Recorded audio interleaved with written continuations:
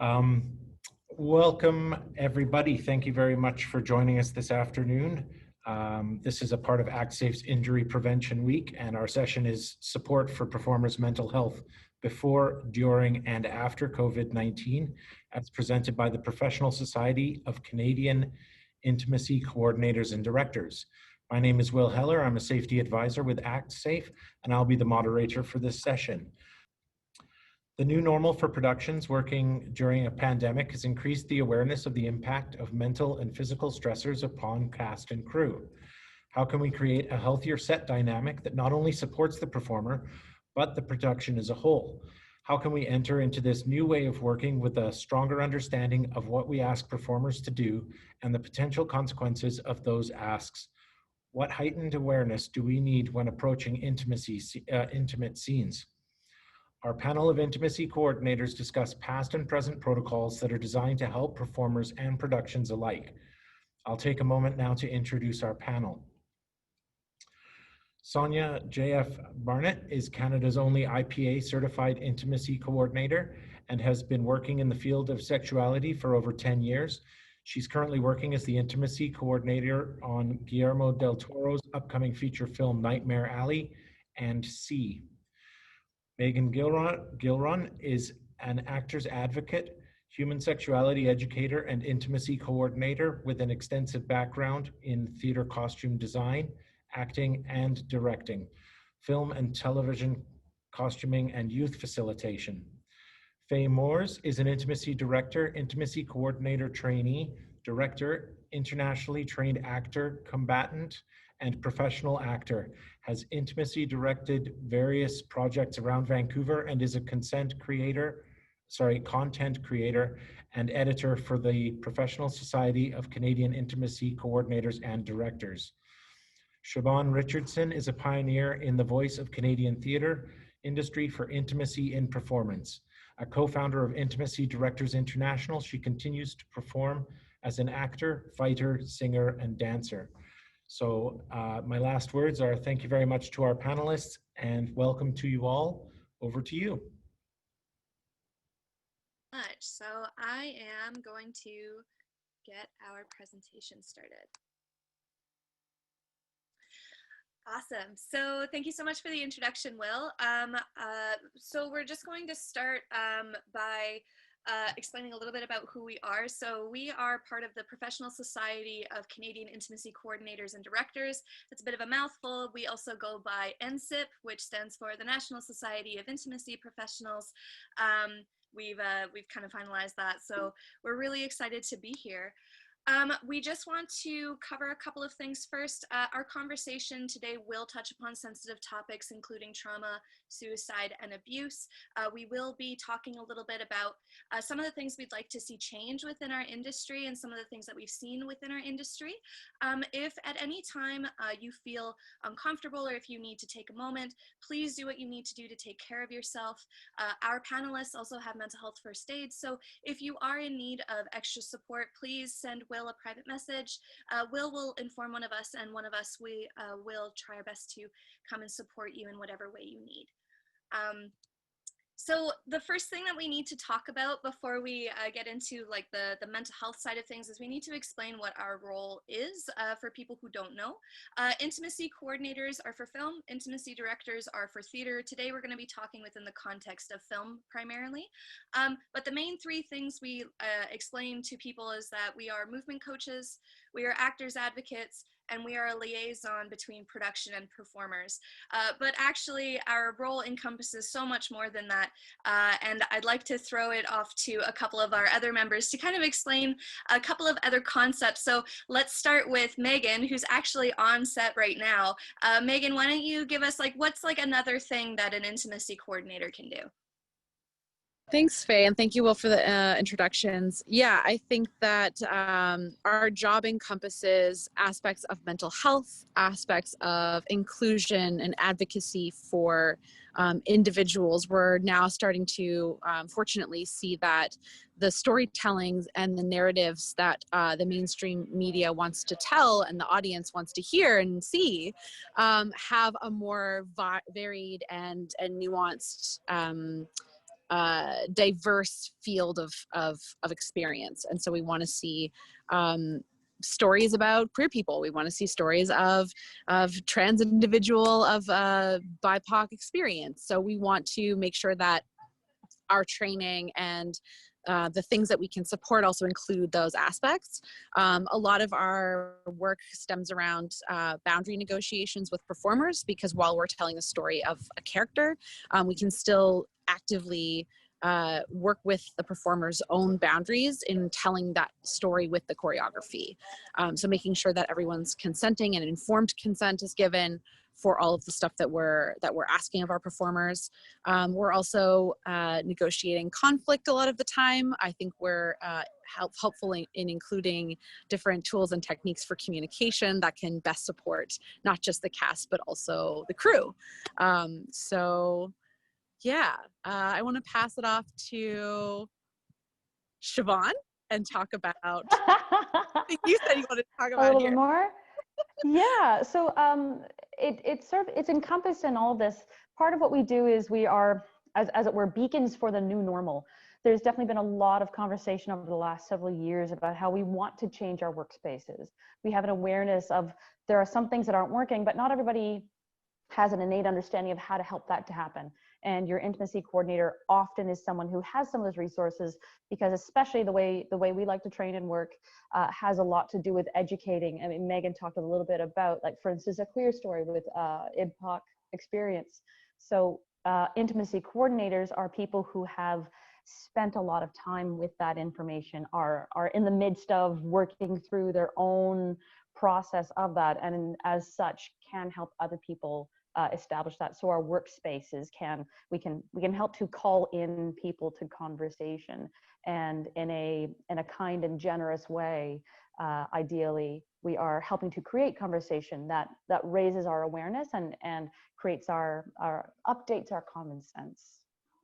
That's the one I like to talk about. Anyone else on the panel have some bits that they want to add to that? I'm looking over there because that's where my monitor is. So when I'm looking that way, that's what I'm doing. Sorry, my cat's coming in the screen. I can talk about the production side, about what we do and how we help support production. We help, usually first AD or whoever's running the set at the time will be assisted with closed set protocols, which make sure that we ensure that the set is protected and that nobody that doesn't have to be there isn't there or watching the monitors. So we can assist with that. We can assist with the creation or the reading and the clarification of nudity and simulated sex riders, just to make sure that the cast knows what they're getting into before they sign off.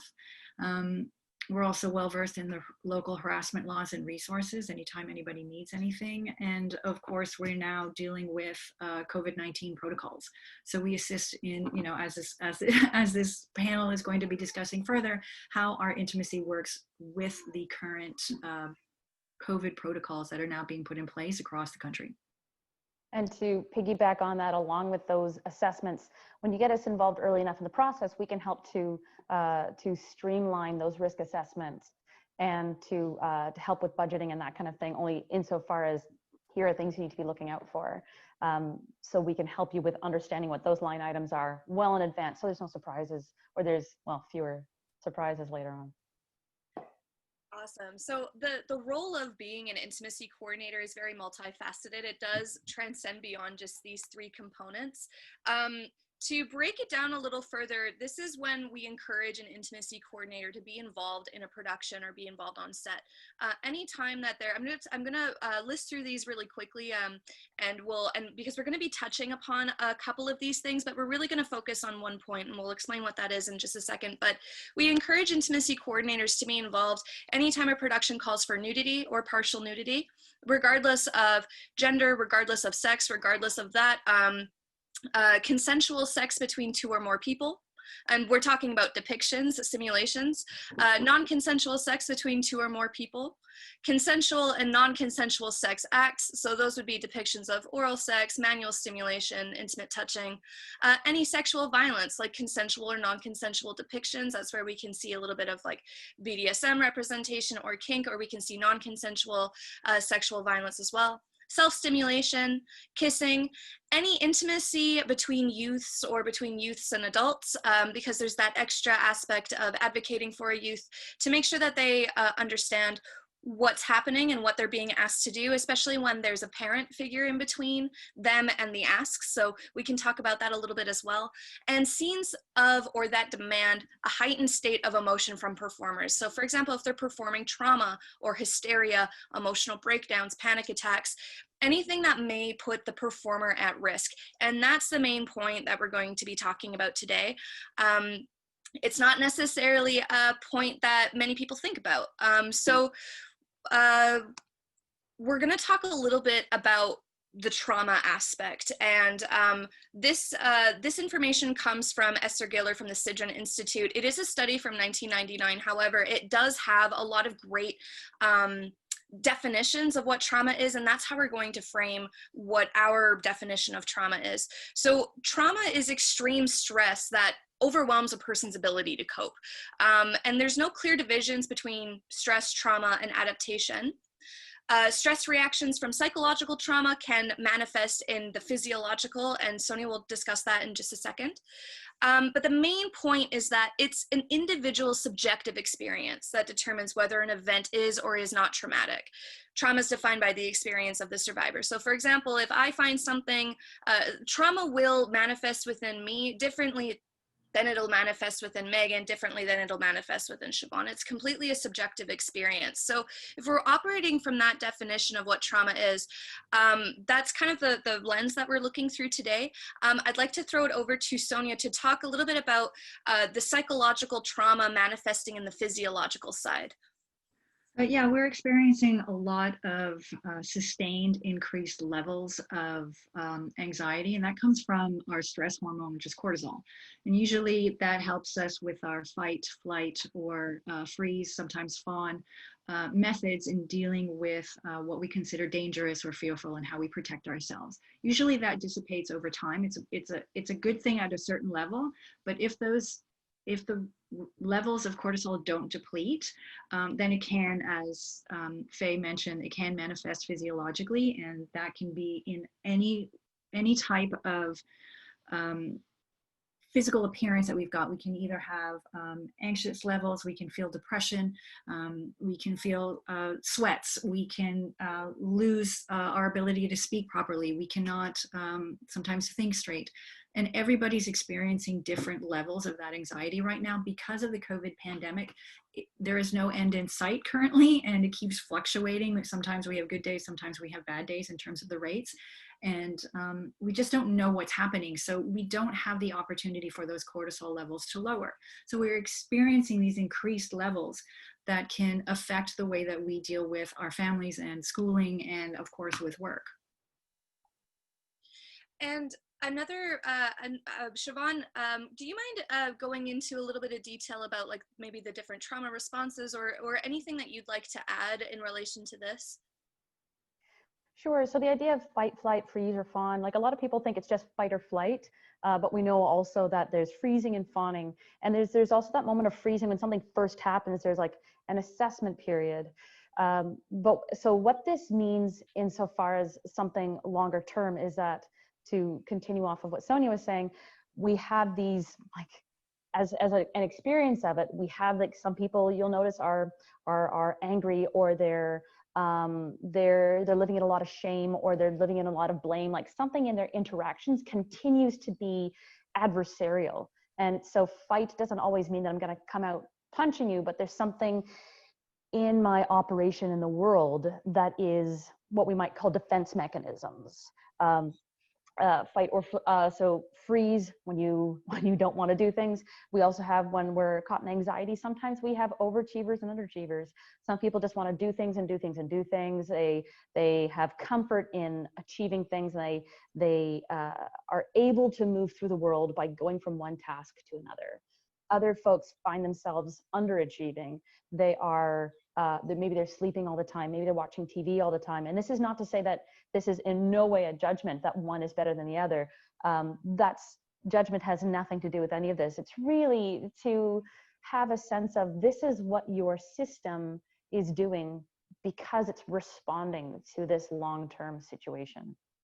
when we're looking at them in an acute sense, whenever these threats or what are perceived as threats, which makes them real, are happening in the space, these are some of the responses. So if we are in a workspace that is not able to have conversation, where someone does not feel free to move through that first automatic response and like bring their forebrains back into the conversation, you're having to move through this, what we might call through your animal brain, and we're not able to be in the cognitive thinking brain. So asking people to have certain kinds of conversations when they're in the midst of a trauma response of any kind is going to be less than constructive, to say the least.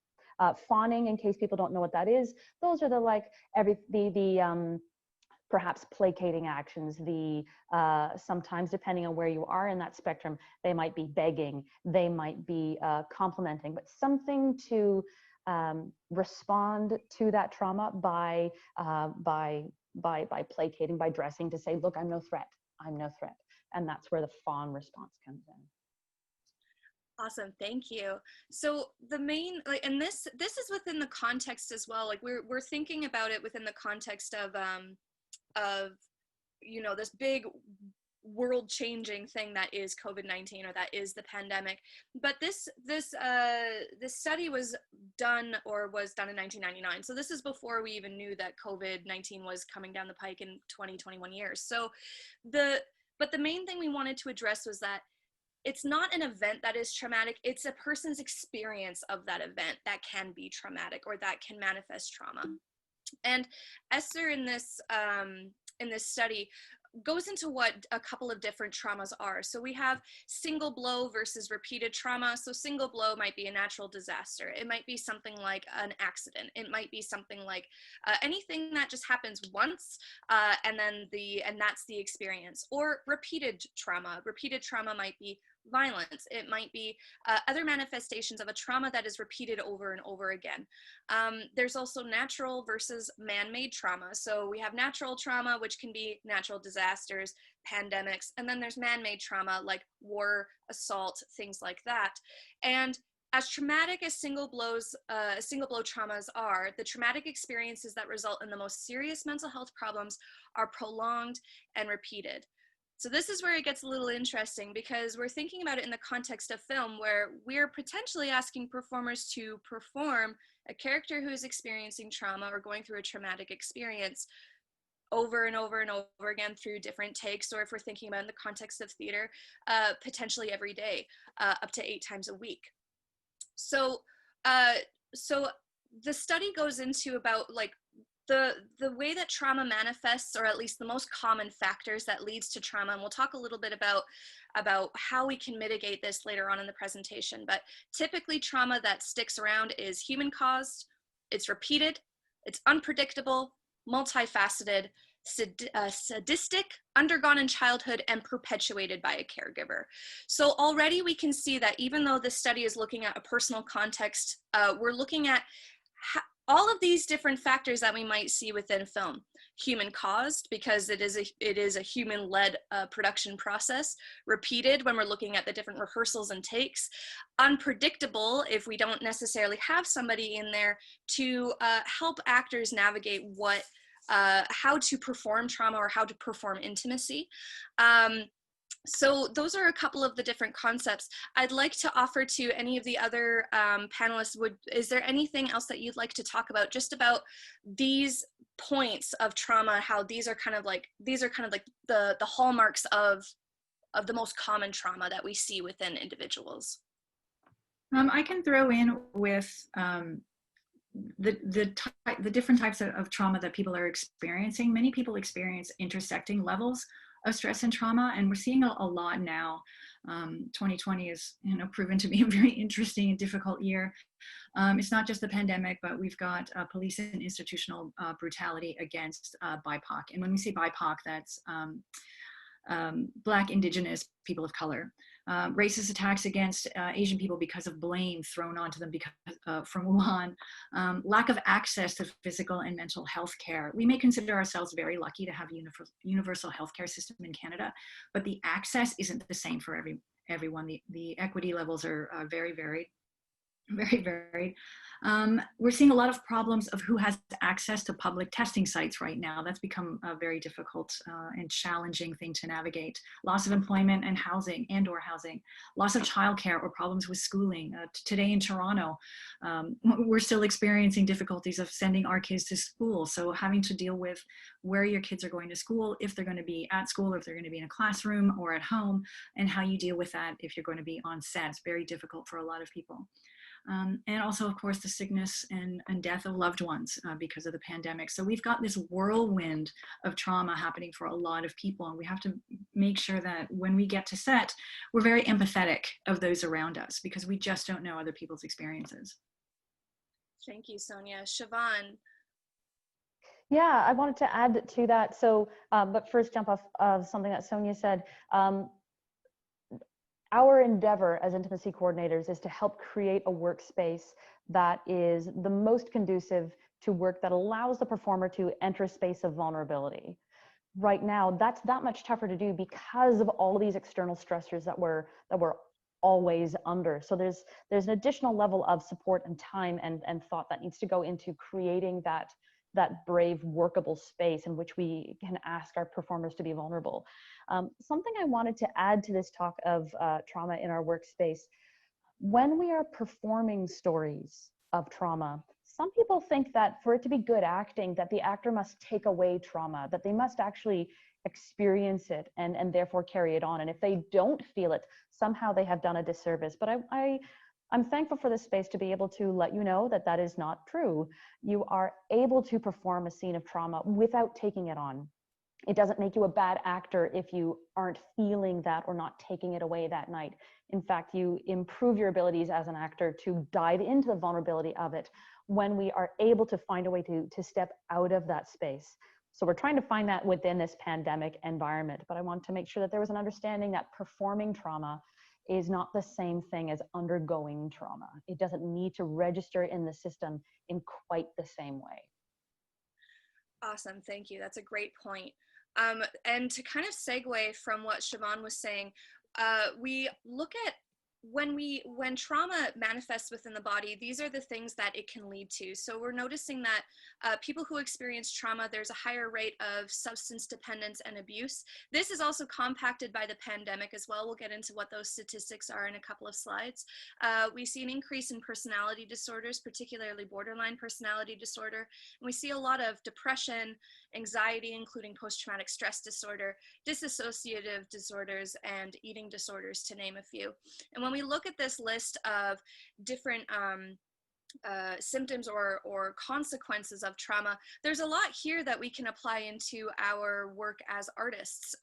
We know that aside from dentists and pilots, artists are the most susceptible to self-harm and suicide. We also know about eating disorders, especially when we're talking about performers or people who use their bodies to tell stories. So we're looking at how, if those are already pressures that we see, adding on trauma that either people are bringing in from their personal life onto set, what we're going towards is, how do we minimize the trauma that people could experience on set? So we see a lot of these posts around Instagram, especially because of a lot of the advocacy that's been happening, but a history of trauma can give you a high tolerance for emotional pain. Just because you can take it doesn't mean you have to. So that's something that we see a lot in some of the, in some performers that we may interact with, or just the general idea of I can handle a bunch of emotional pain, therefore I should. I'd like to throw over to— It's part of the job. Yeah, part of the job. I'd like to throw to Siobhan and then Sonia and then Megan about, just if you would like to, about any of the misconceptions we see about people performing trauma. I think, Siobhan, you started talking about how people believe that they have to experience the trauma in order to perform it well. So within that kind of same stream, what are some other misconceptions that we see performers or productions take on when it comes to performing trauma? Well, sometimes the director's choice is then to go, well, how do I help push them into that? I'm not seeing them hurting for real enough. as it were. There's lots of stories. You can go on the internet and recall, depending on how long you've been around, various stories of actors talking about going home and then crying all night, or needing a couple months to recover from this or that shoot. It is one thing to need recovery, but to need recovery that also includes recovery from the trauma of the experience of performing, it's not necessary that we take that trauma home, and it doesn't make you a better actor, or it doesn't make you a more skilled worker if you push that kind of intensity onto your work, whatever your perspective of the work is, whether you're an actor, director, any of the roles that we have. That's the one I talk about the most, I think. Yeah. Sonia, did you have anything else you'd like to add? I think just for here is to say that it's really important to have those psychological supports ready for both cast and crew. It's not just the people who are performing those intimate scenes or violent scenes, or those that are so intense that they actually do take the experience with them without proper de-rolling, which means trying to let that character or trying to let that experience stay on set and not within their own mindset is really important to take care of that. And it's not just the cast, but it's also crew, like an editor who has to view those scenes over and over and over again, and how they carry that with them every day. So those psychological supports are necessary for everybody. Awesome. Thank you. And we'll get a little bit more into what those different psychological support options are later on in the presentation. Megan, did you have anything you'd like to add? Yeah, I wanted to speak on, I guess, what we think of as being like not as intense things that can cause trauma. I think, and this is speaking a little bit to returning to work after or post-COVID or during COVID or whatever we're doing now, is that what someone might go, well, it's just a kiss, it's just a touch, it's just a this, it's just a that. The subjective experience of what that it's just a has changed. So what a performer might have thought before, when they've gotten used to doing it and our role didn't exist yet, it's just a kiss. Now that kiss is actually something that causes the transmission of this virus. So the level of risk, depending on who you are and how your subjective experience of this time is now impacting that. So what maybe we didn't think of, or we're starting to become more aware of, is some of those like seems like a littler issue or like not as big of a deal is actually subjectively a big deal to somebody. And so having a like more wider scope perspective of our thinking when we're addressing those issues and concerns. I also just wanted to say, I think my phone is going to die and I'm really sorry, and I'm on set. And so I might drop off, and it's been great being here. Sounds good, Megan. Hopefully we get to have as much time with you as possible before that happens. So the next slide, we're actually going to talk a little bit about how we have seen performers unfortunately experience trauma in a way that has negatively impacted their careers. So I just want to let everybody know we're going to talk about some uncomfortable experiences, some traumatic experiences that actors know, that you may be familiar with their work. So just so that everybody's aware of that.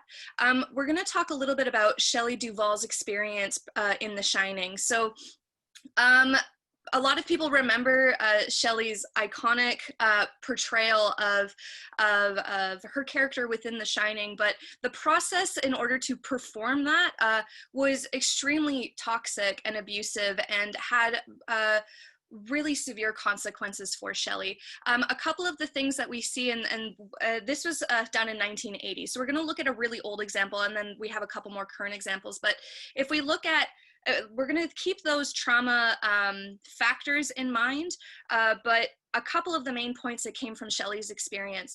Principal photography for The Shining took over a year, which meant that filming took over 500 days. So already we have something that is repeated and very long term. It took 127 takes for the baseball bat scene, and at the end, Shelley had wounded hands. She was dehydrated from crying so much, and her throat was hoarse because she was genuinely crying. that scene still holds the Guinness World Record for the highest number of takes it has taken to get a single scene done. The door scene where Jack Nicholson is chopping through the door was shot over 3 days. They went through 60 different doors in order to get that shot. Duvall was expected to cry for up to 12 hours a day with genuine crying. Stanley Kubrick, the director of this project, he would unexpectedly cut Shelley's lines and instructed the rest of the crew to isolate her, and would say isolating things and abusive things to her in order to further the isolation of the actor, in order to for her to properly portray the isolation that her character was feeling in the movie. And after The Shining released, and Stephen King actually abhorred this portrayal of his work, so much so that he ended up making his own TV series of The Shining back in the 90s. So in 2016, Duvall, she admitted to suffering from mental health issues, and we haven't seen her in the public eye since then. A lot of the articles that we see of her is how her career has changed, or how it's been ruined, or how she was never able to come back from that. And that's not her fault. One of the quotes that really stood out when we were researching this was, "Shelley Duvall is one of Hollywood's most tragic cases of a film leading to eventual ruin." So this is a really extreme case. This is something that shouldn't happen. This is something that absolutely shouldn't happen. And this has led to different protocols being made. I mean, Shelley Duvall's experience in The Shining might not necessarily be the reason why we have different limits for different takes happening, but it is something to consider as something we don't want to see happen again. So we're using this experience to highlight those different factors of trauma. So we have a situation where it was repeated. It was human caused because Stanley Kubrick was kind of at the head of it, instructing other people to further this emotional or abusive manipulation. And we also have unpredictable, where she didn't know what was expected of her day to day, and it eventually led to her not really being able to maintain a career after that. And that's not something that should happen or be expected of any professional actor or any person. And I'd like to throw it over to Siobhan to talk a little bit about Sarah Polley's experience being a child actor and growing up and realizing that the work that she was participating in is something that makes her feel uncomfortable with. This is a great example of someone who at the time may not have thought anything about it, and then later on registers it. That's sometimes what happens in cases of trauma, is in the midst of it, you can't, and unfortunately I don't have a quote for this one, like my source for it, but you can't expect someone to advocate for themselves in the midst of experiencing trauma. And in this particular case, she may not have recognized that this was something that might negatively affect her in the future. She was a child and didn't have an advocate to say, you don't have to necessarily consent to this. This is one of the reasons why we include all interactions with youth in our NIC should be present, help navigate what that experience is. And Amanda Cutting likes to remind us about how when the lead actors, the young people in the Harry Potter series, you could tell when they all turned 18, because they went from kiss masking to actually seeing lip contact. We have that division of age of majority and that age of consent, which your intimacy coordinator can help you with the navigations of that choreography and helping to navigate the consent of the individuals. So here, what we have in the slides is the Twitter feed of Sarah Polley recalling her experience, and one day it all just coming out. And I want to point out too, she says, sadly, these incidents would still rank very low on my list. There is a part of me that says, well, of course, I'm not there. I'm not personal friends with her. I haven't heard her speak on this. But with my experience in this field, there may have been very different experiences, but this one certainly ranks up there with something that she at one point had to come to terms with. So again, an example of something that to another person may seem like, oh, it's just a kiss. I don't see what the big deal is. But remember that, as Brene Brown says, it was on her podcast with the writer of the 5 Stages of Grief. And he said that the the hardest hurt is always your own.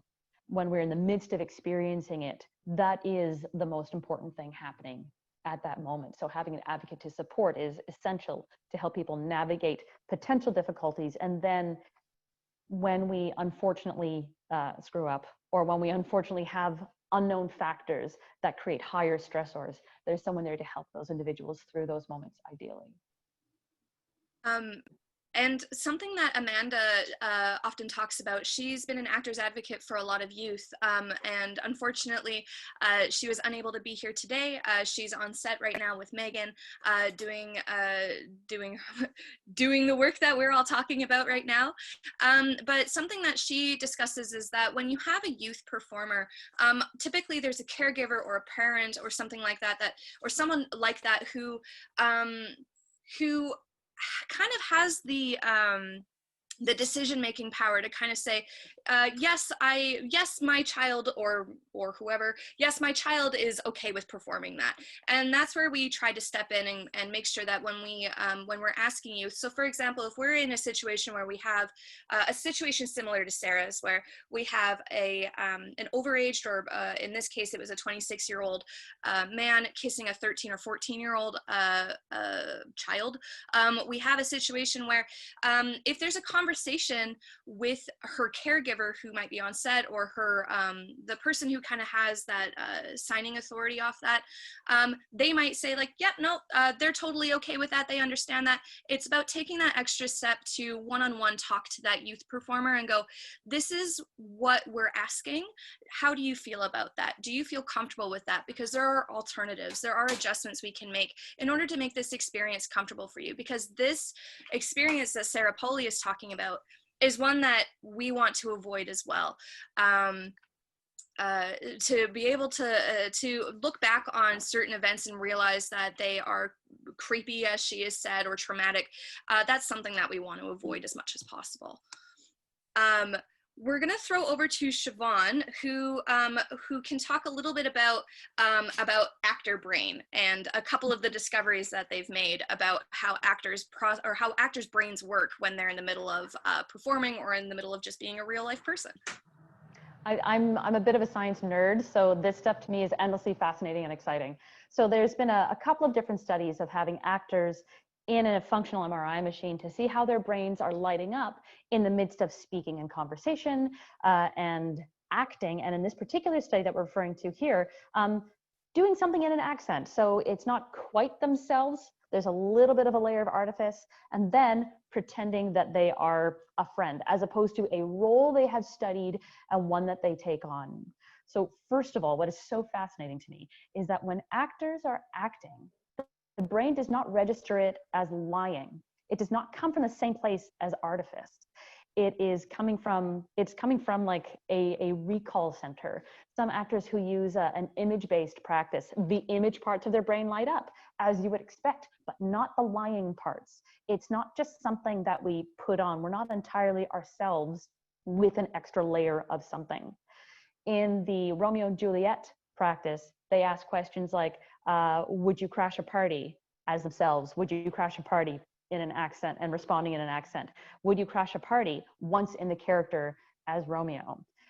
In this particular study, what they found was that part of the sense of self, part of the brain that lights up when we're considering things as ourselves, part of that sense of self wasn't lighting up. And it was very much in this other responsive place. So to me, that speaks to something that many actors already know, that there's a part of me as an actor that is observing this, but there is a lot of just being present as the character. So we have the brain science to prove that. The extension of that to me is, well, how much can I ask somebody about what they themselves think of a situation when they are in character and their brain is not lighting up on that level of sense of self?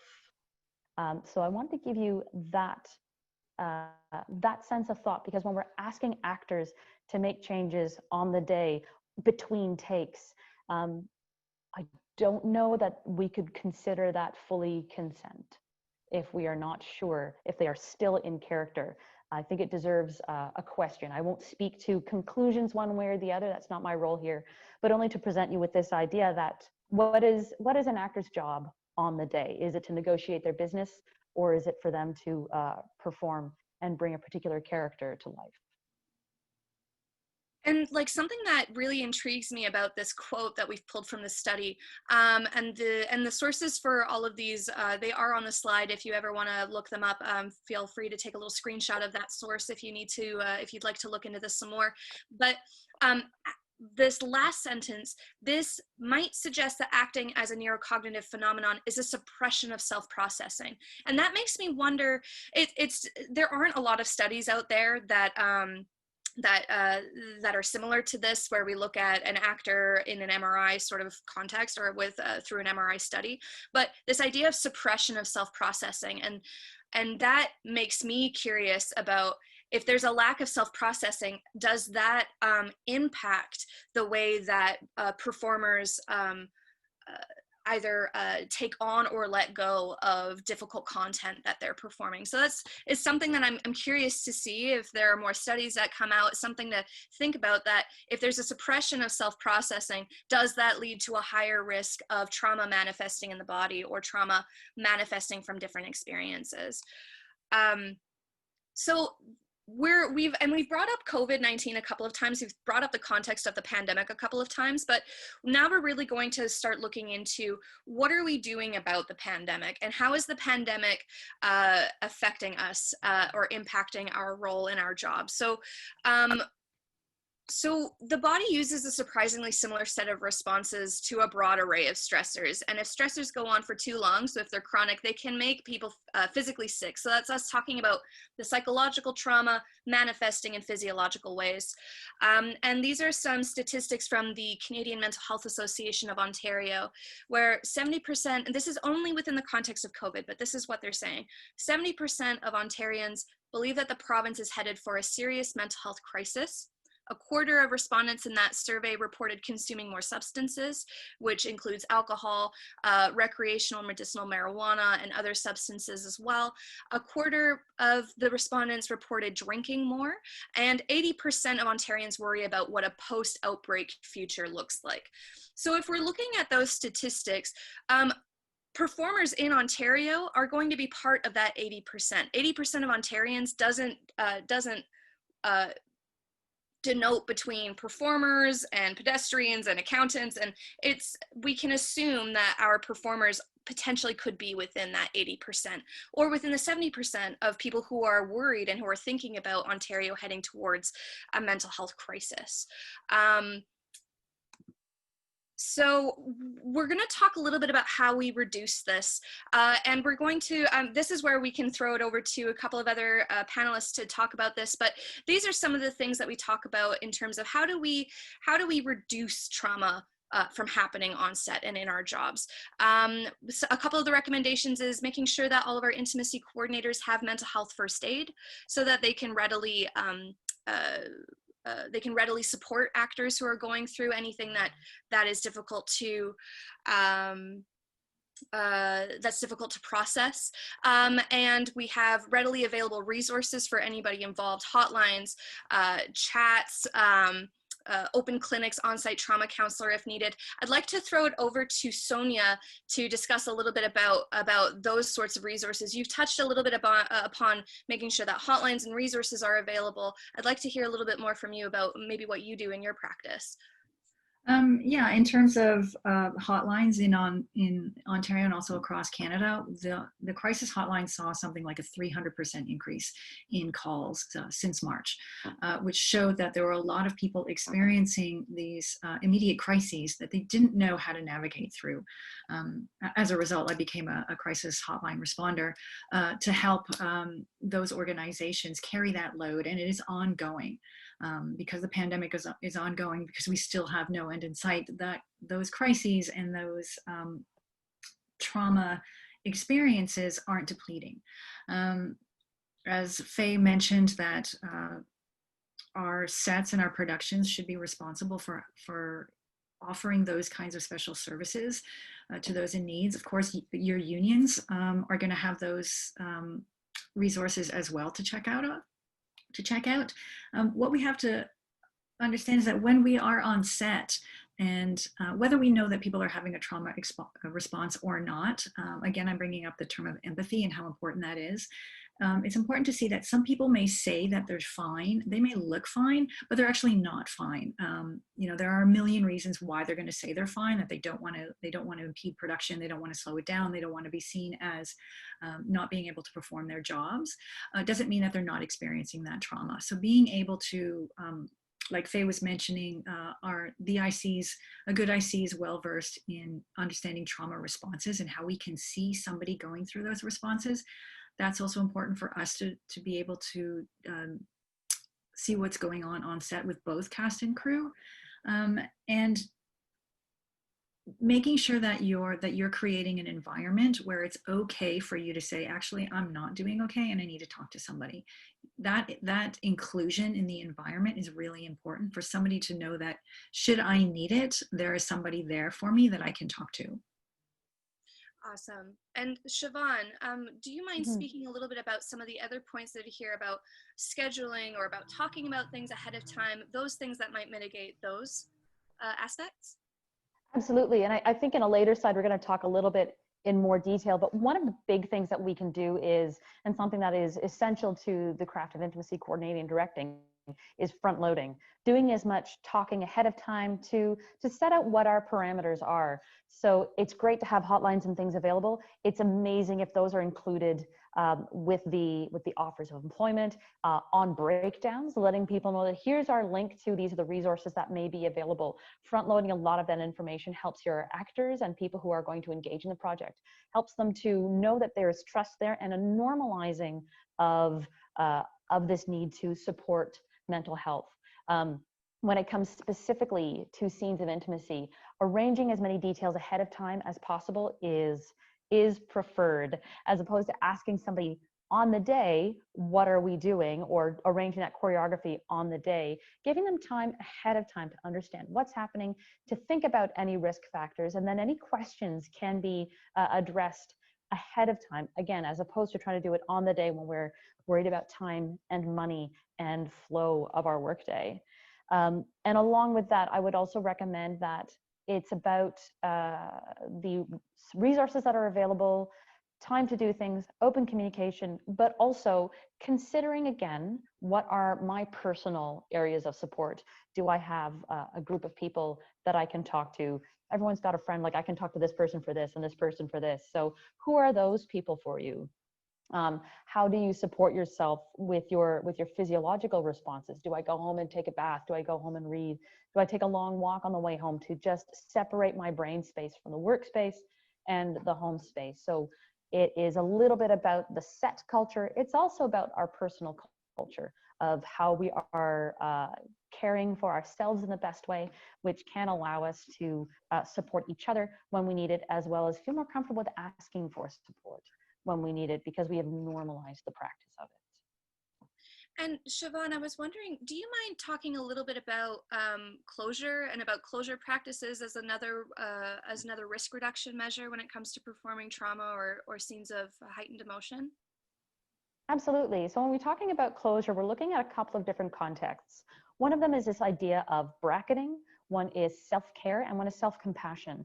So in brief, bracketing is some kind of practice to help separate our workspace from the space that we are in the midst of making art. So what I mean by that, hanging out at the craft table is a different brain space than action, do the stuff, cut.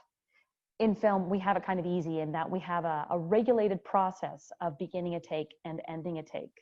But what performers might also do is have an engagement between them that works. One of our favorites is a high 10. I learned this from one of my mentors during my study, Tim Klotz.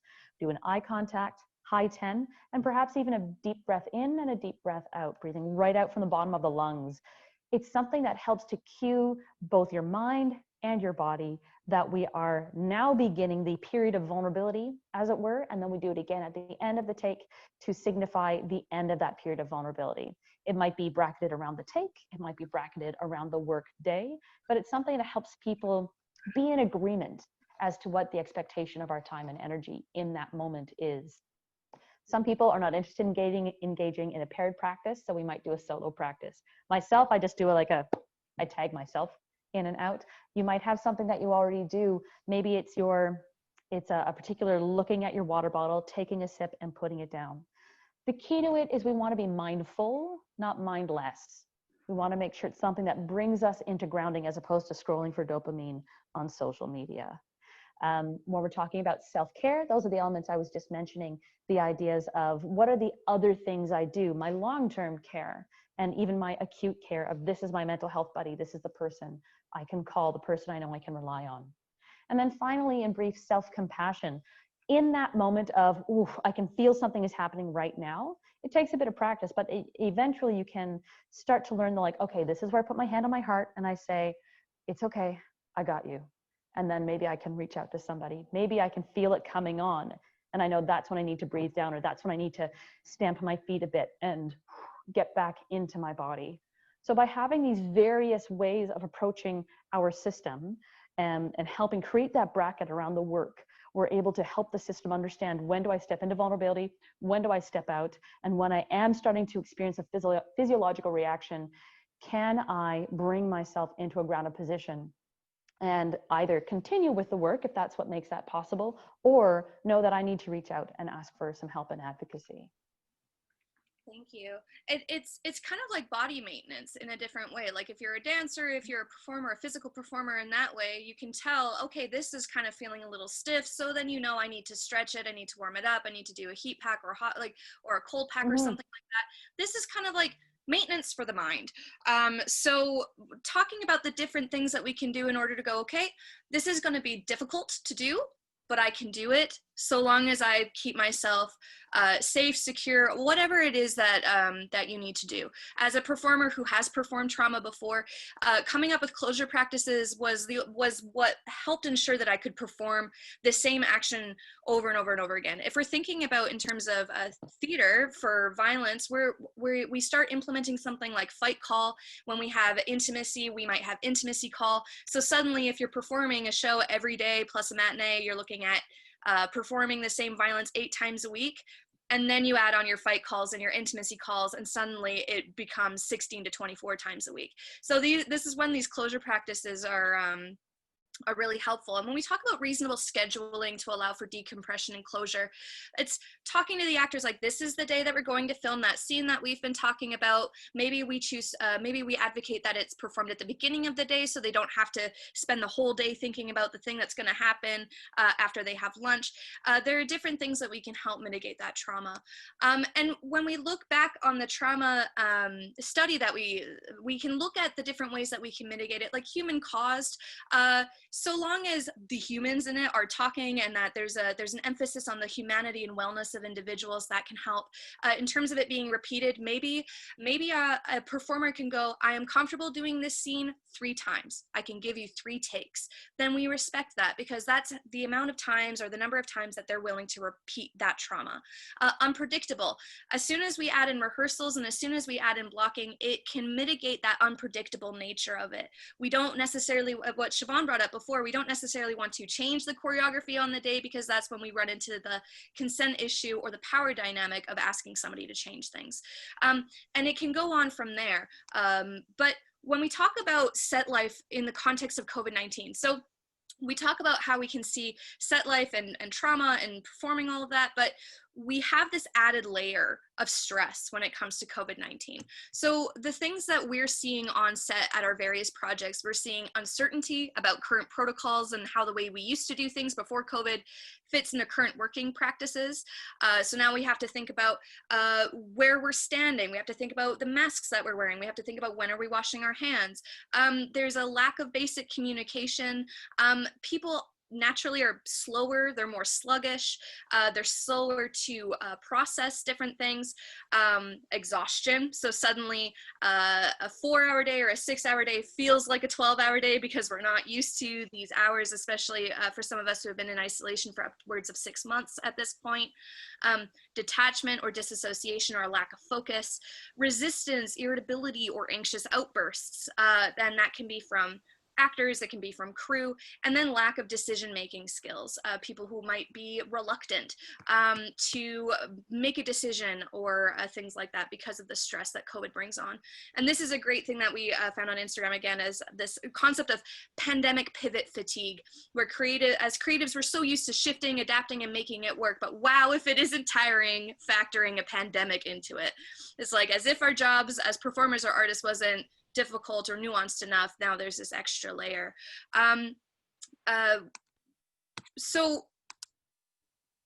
The issues around performer safety have expanded into the COVID-19 related issues. So I'd like to throw it over to Sonia. Do you mind talking a little bit about the different considerations we have to make about performer boundaries in the context of there being a pandemic to factor into? Yeah, sure. We're so used to, dealing with intimate scenes and setting up the boundaries for the cast, what they're ready to do, what they're willing to do, what they're not willing to do. And that's already a very specific navigation in and of itself. We've got to deal with the vision of the cast. We have to deal with the vision of the director. One of the main things that I will always say is that an IC doesn't replace a director. We're there just to support. So dealing with all the creativity that has to be brought forward on set. Sorry, I think the sun is affecting my screen. That is now compounded by the boundaries and the limits, the physical limitations that we have. Faye and Siobhan were talking about what we have to do in order to protect the cast and how our own stress levels are rising. But when we deal with extra things like how close can we get those cast members together? How long can they be together? Do they have the kiss for 5 seconds? Do they have the kiss for 10 seconds? Are their faces close together? Are their faces side by side? It's all those extra steps that we have to figure out, because the pandemic has the knowledge of what we've had for the pandemic began with, it was really just touch, and now it's airborne essentially. And we really do have to worry about how close our performers are getting, and the nerve wracking mentality that must affect on cast, of not only do they have to perform something, but then they have to perform something with this added fear. So we have to be there as supports. Production has to be there as supports to ensure that their safety is of utmost importance. And it's not just the safety of the cast, but it's the safety of cast and crew. So those extra things that we have to worry about. So we are worrying about what else we bring in our kits, what extra sanitization processes we do, all the masks, how long can we be with cast. So all those extra things come into place, and it takes time. So we have shorter days, but now we have more things to do in a shorter day. So that gets compounded. So the stress levels will then again go up, because like our day is only 10 days now, or 10 hours now.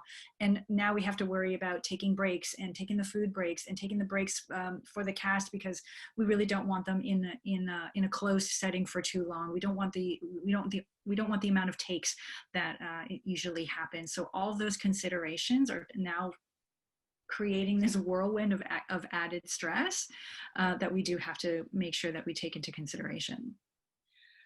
And this idea of like, so that's like everything that we have to do to maintain just basic safety almost at a point when we're thinking about a pandemic in this context.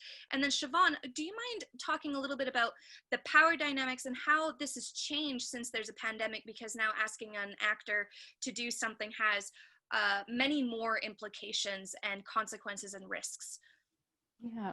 So first, a brief touch on power dynamics. Some people don't realize actually how much power they hold over somebody else, and what effect that has on someone's decision making. We've spoken earlier today about this idea of coercion, and this is not to say that everybody is intentionally trying to get actors to do things they don't want to do. It's that maybe people sometimes don't realize how much power they have and how much we all want to make the best product. I mean, that's something we can all assume. We all want to make a great show. For actors, one of the things that is, it's practically a meme, that we want to do the job. We want to do the job. We want to get hired again. We don't want to be seen as difficult. So the urge to say yes, despite one's boundaries, is very high. And there's different kinds of power. Sometimes it's a power of influence. Sometimes it's because the person who is asking, if I'm the actor, the person who's asking me to do this has like proximity to somebody else who can influence my career. There's various versions. I encourage you to Google power dynamics. It's very interesting and will help you in your workplace practices. One of the added elements right now is it's not just an actor making decisions for themselves, but whatever decision they make is going to affect their loved ones. If you have someone who is shooting something in their home city, they may very well be living at home, maybe with roommates that they care about, with family members that they care about. So any decision you're asking of an actor is not just for themselves anymore, it's for everyone else around them. So there's a lot of brain activity, there's a lot of thought that is happening. So an awareness of every question we have now has more repercussions for more people. And each person is making decisions not only for themselves, but for everyone else in their pod or in their cohort, which is why we need more time and more space. Thank you for addressing that, Siobhan. So within the final couple of minutes of this presentation before we move on to our Q&A period with Will, we can talk a little bit about what are we actively doing to help reduce trauma on set, COVID edition. So what are we doing to reduce trauma on set with the idea that COVID is a present factor within what we're doing. So things that we This is my favorite part, by the way, the hope part. It's good. The hope part, yeah. We'd like to see better pre-planning well in advance of the shoot day. It's not necessarily conducive to a productive work environment if we're asked, can you come to set tomorrow, because we have to look at maybe doing, we have to look at a risk assessment breakdown. We have to make sure that we have all of the supplies that we need in order to keep ourselves safe, in order to keep other people safe, and needing enough time to be able to talk to each actor and making sure that they feel comfortable with the content we might be exploring. So and we have to be tested. What was that? And we have to be tested before we get on set. Yeah, exactly. So we need to have a lot more time in order to address and assess the risks, and also come up with a strategic plan on how do we reduce those risks. We need better communication. We need to have more of an open dialogue or conversation about, like, it's like, I mean, this is my perspective, but it's scary to potentially be faced with performing a simulated sex act with an individual that you don't live with, that might not necessarily be a part of your bubble, breathing in your face, when there's a pandemic happening. I feel like that would be really difficult for me as an actor in that situation to feel comfortable and really engage with the work. I feel like at the forefront of my mind would rather be the pandemic and whatnot. Allowing for more time for the performers to consider the risks, making sure that we take the time to go, we have a COVID test, the COVID test came back negative, that's going to impact maybe an actor's willingness, or it might affect the way that they engage with the work. Having a plan B that the team is aware of, whether that means suggesting a cohorted body double that is from a performer's either professional or personal cohorts. Reminding actors that they can ask or request an intimacy coordinator anytime that they feel like it's necessary. That's within a performer's right. Accommodating extra time for scene shooting so that we can sanitize in between takes, so that we can refresh anything that needs to be refreshed during takes, and making sure that we're checking in with the actors, especially if what they're performing is more trauma-based rather than something that might come from a consensual perspective.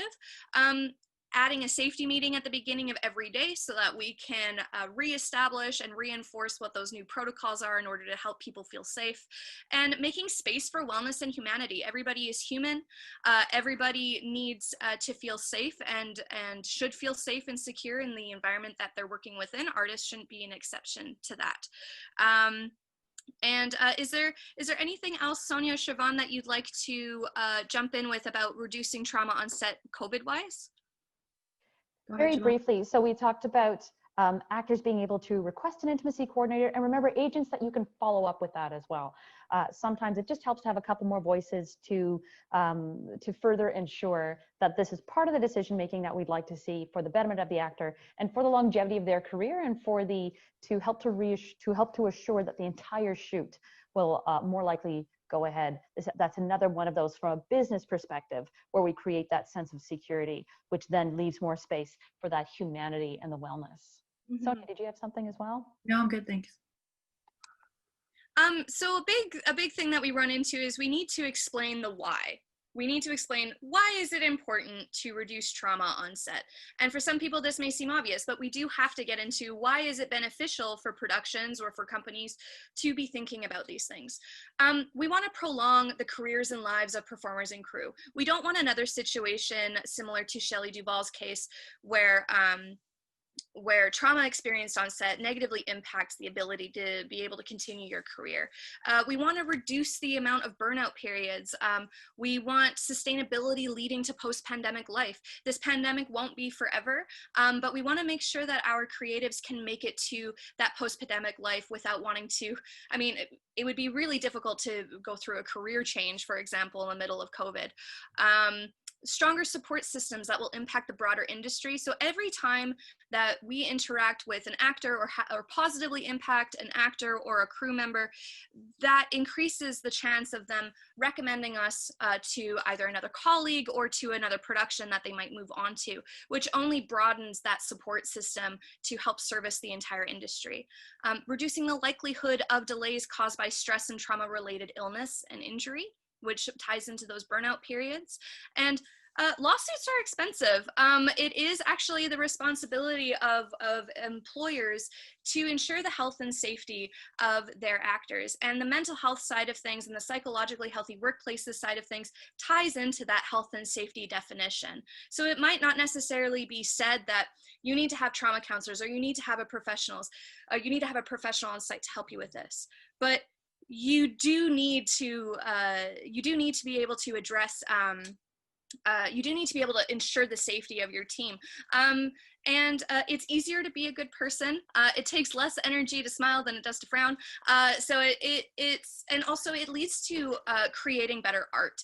We can see how when an actor feels confident in the thing that they're doing, that the art that comes from that is often a lot better and a lot more compelling to watch. Sonia, is there anything that you'd like to add in terms of the why or the benefits of these protocols in place on set? No, actually, I think you covered it pretty well. I do like the comment of it creates better art. I think for the most part, maybe not for all, but for the most part, if you are working under duress, if your cast is under duress or stress, if your crew is under duress or stress, it will come through and you're going to wind up with a longer production day and a longer production schedule as you try and navigate what could have been better. So if you're coming from a better starting point instead of dealing with it after the fact, you know, we're there to be proactive. A lot of people are on set to be proactive, but sometimes you have to be reactive. As Siobhan mentioned earlier, front loading a lot of that stuff is going to make for a much smoother working schedule. And Siobhan, is there anything else you'd like to add to the why? Yeah, so that smoother working schedule also means that everyone's happier while we do it. It's allowed to be fun. And I think sometimes we get used to things being stressful and difficult because there are, of course, are admittedly reasons why the workplace can be very challenging. But any of these ways that we can help to reduce that challenge means that we're able to enjoy each day just that little bit more. And I think another point would be, we often hear like the horror stories of productions that might not necessarily be organized or things happening on productions. And I think we're at a place now in our society after the Me Too movement, after more awareness about violence against IPOC bodies, there's like more of an awareness there. And it's almost becoming, like, I mean, to me, it's almost becoming inexcusable to not be thinking about these protocols in place, especially with not only is it the decent thing to do, but because there's also such a heightened awareness about these topics and about these traumas that nobody should ever have to be in a professional work environment and be fearing for their safety or be fearing harassment or anything like that. So we're kind of in a place where this needs to happen, and it's almost entering that place of, and if you don't do it, you'll be left behind. So encouraging people to make that change in order to put the wellness of individuals at the forefront, maybe rather than profit. Brenda Ledley, who works with the BC Alliance of Arts, or the BC Arts Alliance, she did a keynote at the Cultural Summit last year about how wellness should be like, we shouldn't look at things or actors through currency. It should be through the currency of wellness. It shouldn't be about how much money you're going to be making from these opportunities. It should be about the wellness and the health of those performers so that we can continue to make that kind of art. So that concludes the presentation part of this. I'd like to offer to Will, our moderator, to maybe offer us some questions that might have been coming from, that might have come from our audience members. If you have any questions, I believe we can talk in the chat, but I'll let Will explain that process again, and we're here to answer those questions for you. Yeah, thank you, Faye. So first of all, thanks very much for the presentation. I took a lot out of it. I really enjoyed the way that you all present your information with such passion and drive, and I think that really comes across well in this environment. Some of the questions that have come across, I'm just going to rattle them off. It doesn't seem like people have kind of come out and said, I'm posing this question, but so one of the things that kind of came up, it said, I wanted to take a course on intimacy coordination or get some sort of certificate. How would I go about starting that pathway? That's a great question. So the process of becoming an IC and an ID is a pretty extensive one. I'd like to throw it over to Siobhan to start the conversation about what that process looks like. Sure, thanks. And part of what I want to say with this is sometimes people request to become an IC and ID because they feel that that is the best way for them, or they perceive that that's the best way for them to advocate for better spaces. But I want you to know as well that there are other ways to be advocates for better spaces to improve practice. For instance, if you're already an educator in a university, bringing intimacy and consent-based protocols into the classes that you teach, whether they be specifically intimacy-related classes or not, that goes a long way to improving the culture of this idea of wellness and respecting boundaries and creating better art through a more joyful workspace. So there's, you can do it through your teaching, you can do it through your own advocacy, actors asking for intimacy coordinators, agents supporting that ask, and being in touch with production and asking them what protocols are putting in place to improve the longevity of your actor. As well as if you are on set in any role and you perceive that something would be better operated with an intimacy coordinator, or even if there's no intimacy in your piece, taking a look at what are our COVID risk assessments, if we're going to take a look very specifically at this context, and how have we addressed those, and has the entire company been, and the entire set and production been able to look at those protocols and consider them. When it comes to accreditation, our very Canadian version is currently in a pilot project. If you'd like to, Faye, is it possible to put up our mailing list link into the chat? Do you have that handy? I will go get it. Yeah. So please feel free to send us a message so that you can be on our list for when we're carrying out that accreditation. If you're looking for information on intimacy in general, there's a number of various programs out there, various of our colleagues around the world who are putting out courses. And so take a look and you can get some information that way too. I've just put our mailing list link in there, so you can sign up to that if you'd like to be informed of any upcoming training opportunities or the launching of any content that we might come up with. The other thing that you can do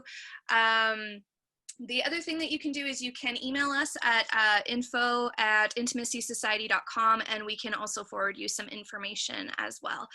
But to reiterate what Siobhan said, you don't necessarily have to be an IC or an ID and go through that extensive training process if you just want to make some positive change in your existing workplaces. Sometimes all it takes is an empathetic stage manager who knows what they're talking about in terms of intimacy to make a very positive change. Even our first ADs coming at this from a more educated position, and to know just how we know if we're in a situation stabilizing somebody through mental health first aid or even through physical first aid, knowing when we have to make the call to go, why don't we refer you to this professional? And that's where we want to get to with intimacy coordinators. If a stage manager or an AD comes at this and goes, you know what, in order to best support my team, I'm going to make the request for an IC, that can go miles in terms of a positive impact on the industry or the projects you're working on. Great, thank you. So one of the other questions that seemed to come up was that a large part of the work for intimacy coordinators is going to be balancing that confidentiality and what information they need to share with the production team to kind of be that advocate, but at the same time, you know, there's a bit of a protection role in there, and I just wanted, and the question seems to ask to speak to that.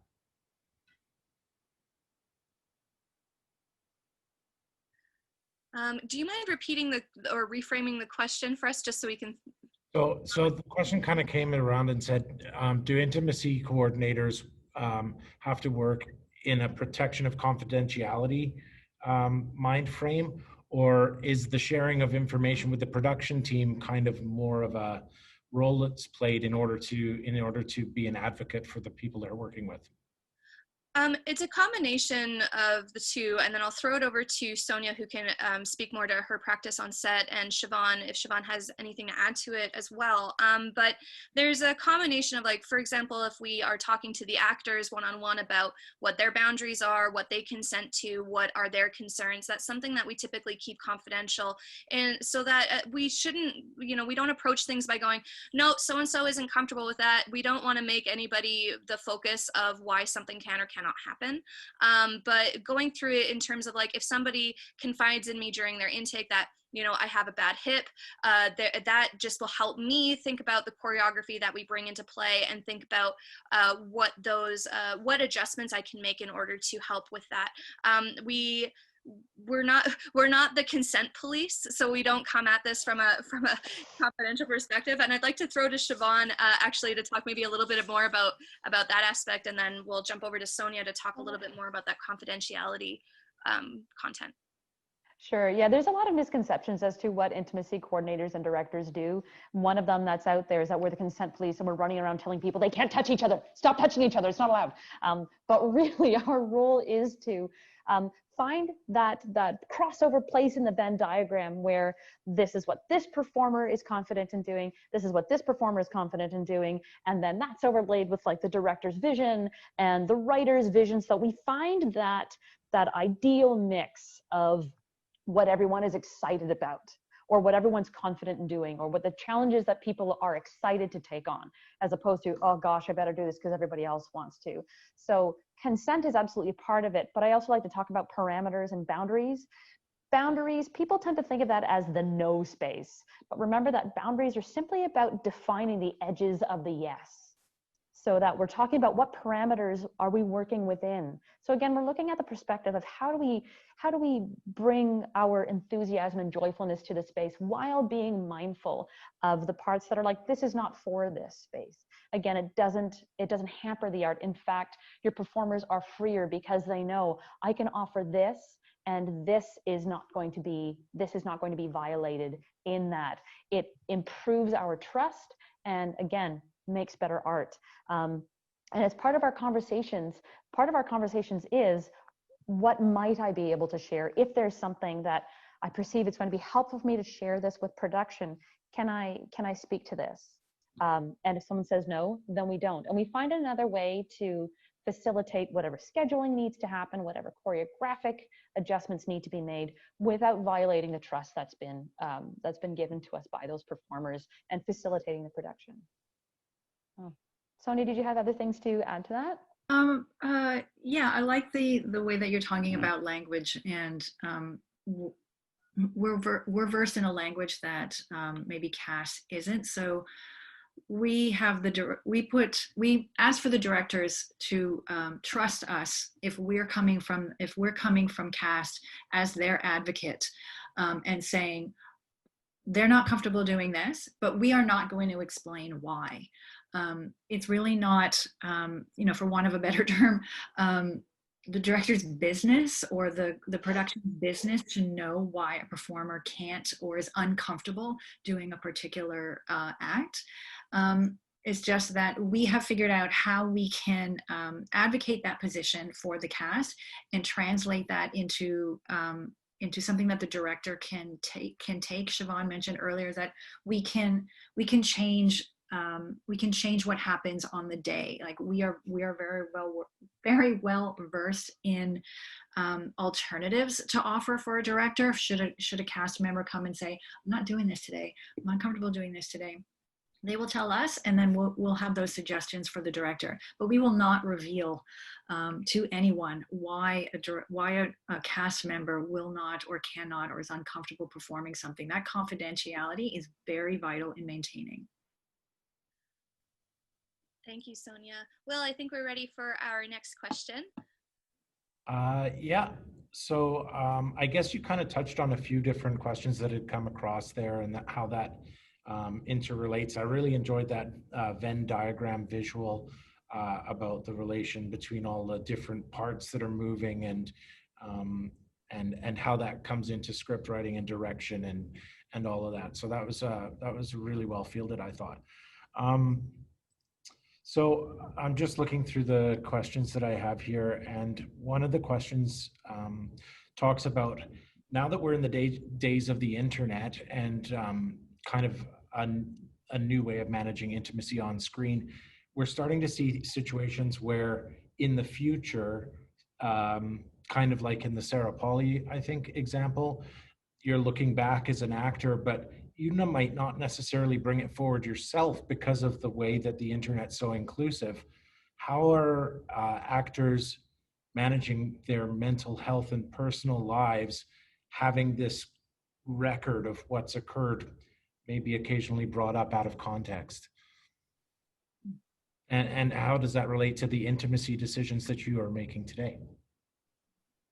Siobhan, would you like to speak on that a little bit, and then Sonia afterwards? Sure. I mean, what I can speak to from the perspective of an actor who's had to think about this, like the question I often ask myself is like, what am I okay with my sister's kids seeing? Like knowing that, because I don't have children of my own, so knowing that these are the relations that will see this. Am I confident in the storytelling? Am I confident in the reasons for it? There was definitely a time, and I'm an idealist, so every once in a while I speak as though things are in the past when they're not actually. There was a time when the pressure was on to, if you're going to be a woman on camera, you're going to have to bare your breasts at some point. That's just what's going to get you the work. We are moving into an era where that's not, the pressure for that is not quite as high while it's still there. We also, that's one of the things that your intimacy coordinator helps you with, is that we can get the kind of image and storytelling that the director is looking for, but in a way that is within the parameters of that actor. There is something to be said for, I can make a decision now, and I won't always know how it's going to impact me in the future. One of the best pieces of advice I ever got was like the first professional show I ever did. And the woman said to me, you make the best decision you can with the information you have now, and then you leave it alone. Again, that was pre-rampant internet. So the advice changes a little bit because of that contextual change. But there's something to be said for, if I have acted in any time along the lines of my values, and I know that I have mindfully made a decision, that at least, I'm going to mess up at some point, but that at least allows me to come from a place of, I made the best decision I could at that time. I want to draw on this idea again, though, of everyone reacts to trauma differently. So this isn't to say that nobody is ever again going to look back and regret something they did. They may very well, I mean, we all do. I think we've all had something we did in our youth that we're like, oh, why did that happen? The difficulty now is that some of it's available online. So you're not necessarily never going to make a mistake, but we are all the more encouraged to make mindful decisions along the lines of our values and the storytelling we believe in and we are passionate about, and that will help see you through some of those difficult questions. Thanks, Siobhan. Will, we can answer another question. Sure. So another question that came in was, what sort of specific COVID-19 protocols have been recommended by your group for productions, and how do we do intimate scenes safely?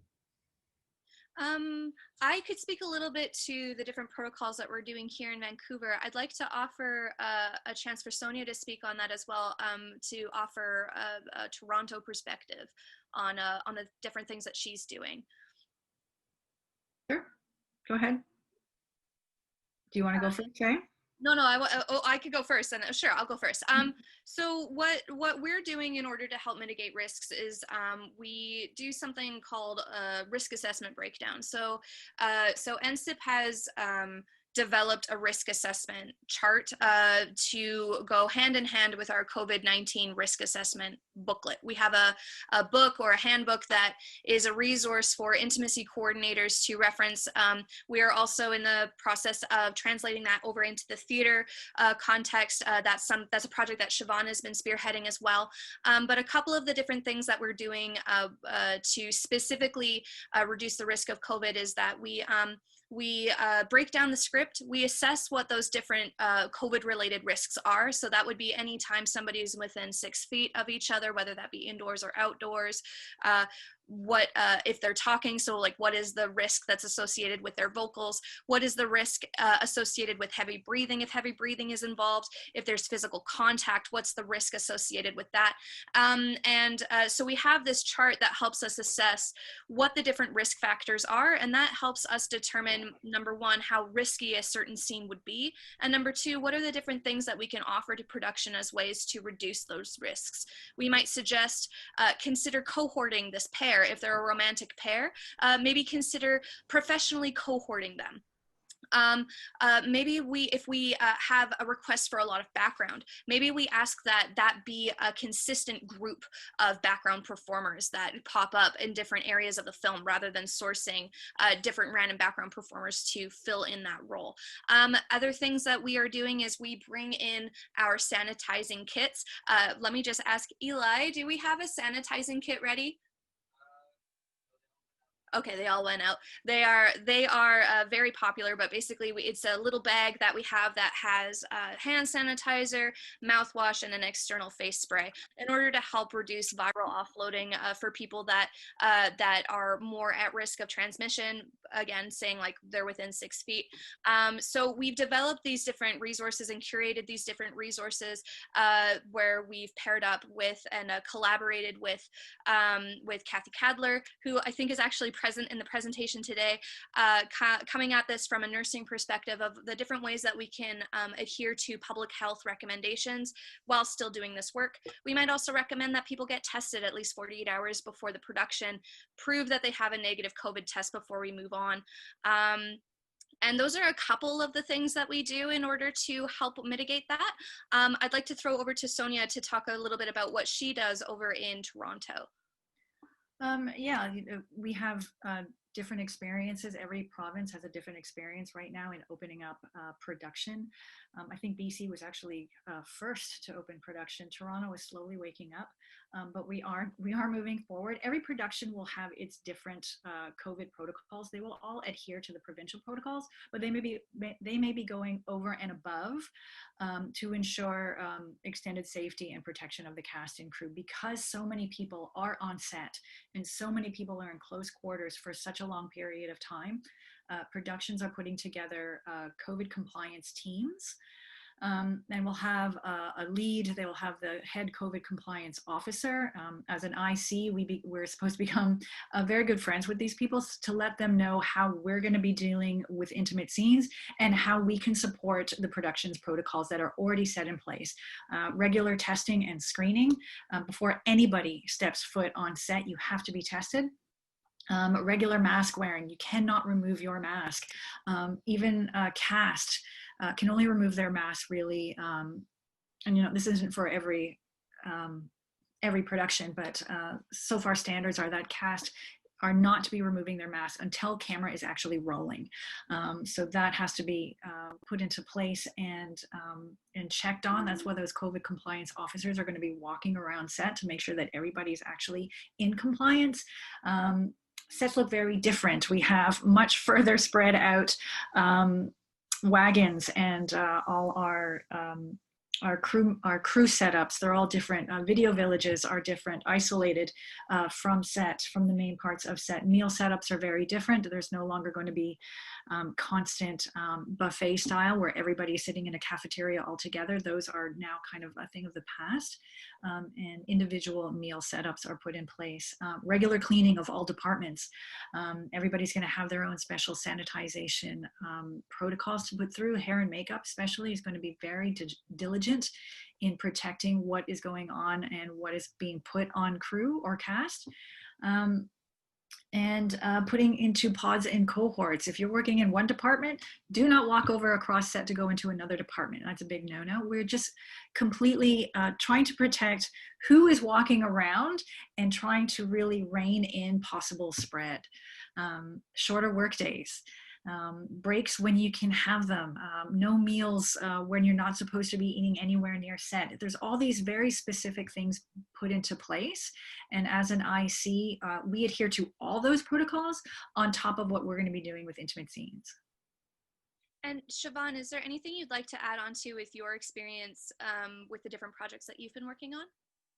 Yeah, one more thing to add to all of that is that when other people need to be part of the process, that we're advocating for remote viewing as much as possible. So that includes theater and video games, that if there is maybe a client that needs to be part of that process, for them to be, any of those people to be viewing remotely whenever possible. The complication for that with intimacy is, of course, that we are not, one of our standard protocols is to make sure that the takes are not readily available to be watched outside. So that's part of the, again, the front loading of conversations to make sure that all of those video protocols are actually seen to ahead of time. And if, for those on the call who are interested in the, for live streaming of theater, that has to be part of those conversations as well. Thank you. We, as a team, we're happy to stay until 2:40. So, Will, if there are a couple other questions that we can answer in that time, we'd be more than happy to. Yeah, the questions do keep on coming in, so it's great to have such an interesting and engaged audience, as well as informed panelists. So thank you for making available a little bit more time for us. So one of the questions that came in are, is our tests done every day for everyone on set? Is that your experience? I can speak a little about that. Again, all productions are different, who they're going to be letting in on set, depending on the size of the production and what their protocols are. Cast will always be tested. The range is between, depending on who you are, tested once a week to 3 times a week, so far is what I've seen. And again, you are not permitted on set until you have that positive test. In terms of here in Vancouver, at least negative test, sorry. Negative test. You feel positive. Negative test. In BC here, it's a little bit different. It's a production to production thing. So my partner is a background performer here in Vancouver, and for the projects that he's been invited to work on, there have been COVID tests requested. From the perspective of an intimacy coordinator doing a script breakdown, the bare minimum is that people need to be tested if they are kissing, or if they are sharing that kind of a contact, or if they're doing things like grappling, wrestling. There are a lot of stunts that involve a lot of heavy breathing, or maybe when we talk about like speaking moistly, things like that, those are the areas where we want to have that extra protection. So it's a little bit different here in BC, where we don't have mandated COVID testing for every single production, but it is a production to production thing. So so private testing is something that productions do offer. When they offer them and for how many people they offer it for, it's a little bit different production to production. But our bare minimum is that if you are expected to kiss, you must have a negative COVID test. Otherwise, we will have to explore other. Oh, freeze. Pros, Faye. Oh, that's so often me. Oh, she's back. We got everything until negative test. Yeah, we need a negative test for kissing. Otherwise, we need to look at kiss masking or something else like that.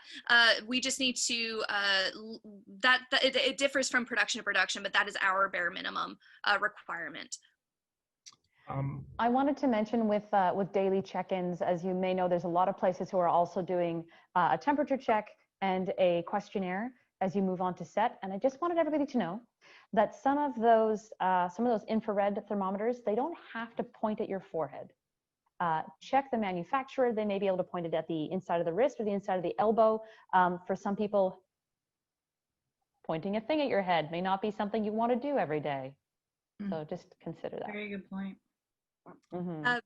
Another something that we've noticed, at least in productions here, is that when we first started going back to work, that thermometer was just raised to the forehead, and that made a lot of people uncomfortable. So now we're noticing that people have taken it upon themselves to ask for permission first, like, may I take your temperature on the forehead, or would you prefer me check on the inside of the wrist or the inside of the arm? Studies show that that you will get an accurate reading if you use the forehead or if you use the inside of the arm.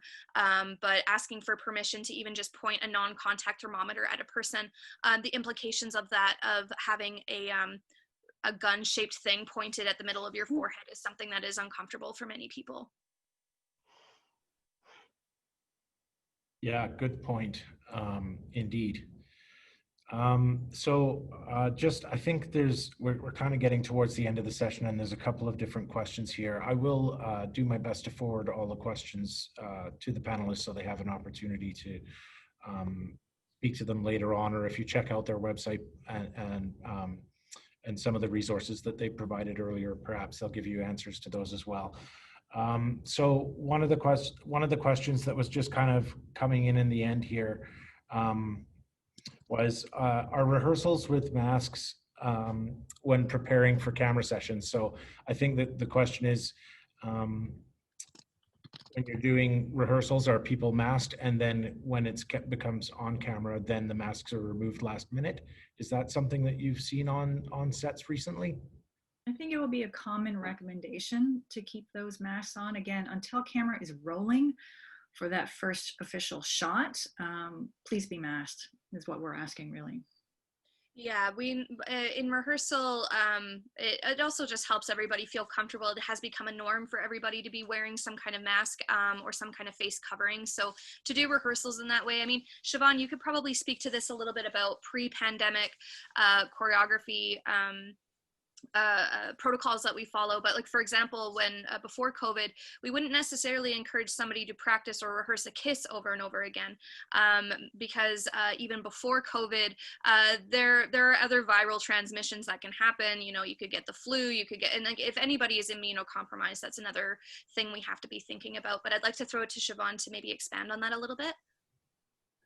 Sure. I mean, that's a pretty good coverage of it, is that again, what your intimacy coordinator or director helps you with is navigating some of that emotional space that we have never given ourselves a chance to talk about before. That's one of the primary tenets of the work that we do, is to speak explicitly what we have previously assumed. So giving space for, we don't have to practice the full action with lip contact, but we do need to practice, this is where hands are going, this is our proximity. Let's say my usual partner is like in this height relationship to me, but in this particular take, my romantic partner is this relationship to me or this relationship to me. Biomechanically, it's a different thing. So on some level, it's pure movement choreography, where it is about navigating bodies and things. Something I wanted to mention at this time, particularly when the mask comes off, remember that that's going to feel different. Remember that there's essentially a new context. So that first time you might be a little bit scared, you might be fine.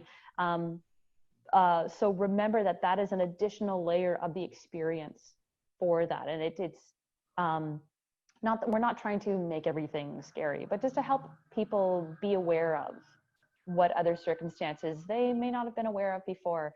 And that's one of the reasons why a lot of this will be challenging potentially the first time you do it, is that there's so much thinking going on that's where some of the fatigue comes from, is just the continual processing of what's happening. And something to kind of, something that I was thinking about kind of in terms of that is that there might be performers who haven't had physical contact with another person for months. So the idea of you're going to take off your mask and this is the first time that you're going to have a kiss in presumably 6 months. We don't want to assume that anybody is romantically involved with anybody. That personal life is personal life. But thinking about, okay, I haven't been touched in 6 months, that is going to also change the way that we want to approach the work, and maybe it might change the different closure practices we bring up. It's all dependent on like how somebody's mind engages with the work as well. So that's like another consideration as well.